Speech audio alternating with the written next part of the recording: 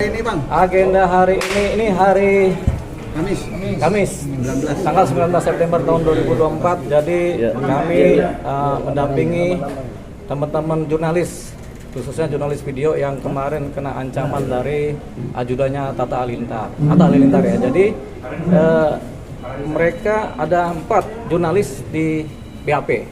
Jadi semuanya baik pelapor sebagai korban maupun saksi korban yang lain, mereka ada 4 semua di BAP.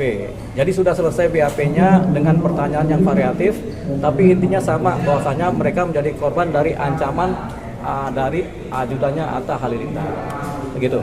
Jadi selesai dari pagi sampai sore ini baru selesai. Ada berapa pertanyaan masing-masing saksi Bang? Masing-masing saksi 20 sampai 30 pertanyaan. Ada yang 22, ada yang 30. Begitu. Seputar apa aja Bang?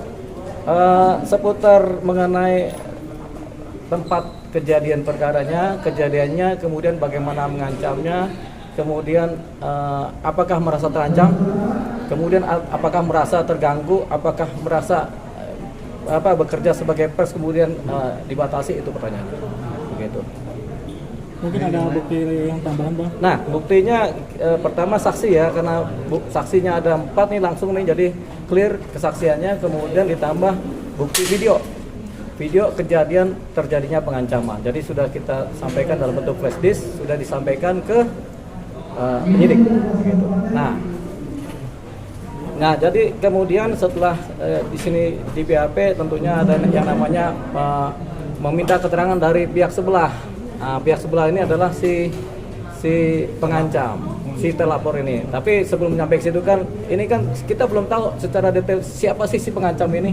Apakah seseorang pribadi swasta, apakah pribadi dari pejabat negara, kita belum tahu si pengancam ini. Makanya harus dicari ke sana. Namanya pun kita belum tahu. Jadi untuk sampai ke sana tentunya karena si terlapor ini terkait dengan sebagai ajudannya Atta Halilintar, jadi tentunya yang akan dipanggil berikutnya adalah Bung Atta Halilintar. Untuk dipanggil, dimintai keterangan tentunya sebagai saksi, apakah benar ini ajudannya, begitu. Karena nggak mungkin tiba-tiba turun tanpa terkait, begitu. Jadi banyak orang tahu juga memang beliau adalah ajudannya Atta Halilintar. Jadi tentunya ke Atta dulu, baru dipertanyakan lah, si ini siapa nih? Apakah ajudannya, apa benar apa tidak? Namanya siapa, nama lengkapnya?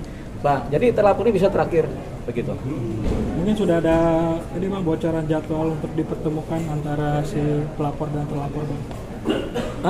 Ada jadwal pertemuan antara dan pelapor.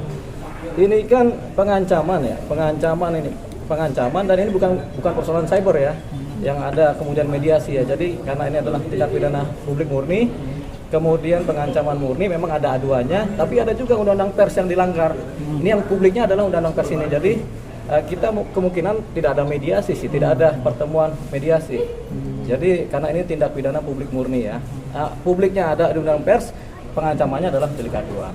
Gitu. Tapi karena ada publik murninya ya sudahlah, tampaknya tidak ada mediasi, jadi prosesnya berjalan continuous terus gitu. Bang berarti setelah pelaporan kemarin itu tidak ada etikat baik sejauh ini Bang ya dari pihak Halilintar atau dari ajudannya Bang? Tidak ada, tapi memang ada cerita di mana terlapor kemudian minta maaf secara mandiri ya, ke medsos ya. Tapi itu kan permintaan maafnya juga ya begini. Kalau semua persoalan pidana kemudian selesai dengan minta maaf, nanti ya jaksa nggak kerja, hakim nggak kerja, kemudian di lapas juga nggak ada yang kerja kalau semuanya minta maaf. Jadi kadang-kadang kita harus pilih-pilih mana yang kita bisa maafkan, mana yang tidak kita bisa maafkan. Tapi pada prinsipnya kalau ada orang minta maaf kan kita pasti memaafkan ya. Tapi kata Mahfud MD, kadang hukum harus jalan terus gitu. Seperti itu. Jadi memang hukum harus jalan terus ini. Bang, prosedur hukumnya seperti apa ketika ini? Apa nanti ditemukan dia sebagai TNI atau dengan sipil itu ada berbeda nggak sih Bang? Nah, kalau kemudian diketahui bahwasanya ternyata si terlapor adalah misalkan adalah oknum TNI misalnya atau oknum polisi. Kalau si terlapor adalah oknum polisi, tentunya tetap perkara ditangani oleh sipil ya, oleh hukum sipil ya. Tapi kalau terlapor ternyata adalah oknum TNI, nah ini berkasnya kita bawa ke Polda Jaya. Nah, jadi kita pindahkan berkas ini setelah dibundel dibawa ke Polda Jaya untuk lanjuti ke Polda Jaya. Tapi kan kita belum tahu ini siapa, gitu. Tanpa tahu sih orang sipil sih, gitu. Tapi atas sendiri jadwalnya kapan? Hah? Jadwal atas sendiri dipanggil. Itu tergantung penyidik. Tapi yang jelas dari pihak pelapor dan para saksi korban semua sudah di BAP, sudah clear. Tinggal saksi ahli pihaknya Atta, baru terakhir adalah terlapor. Begitu. Terima kasih. Foto.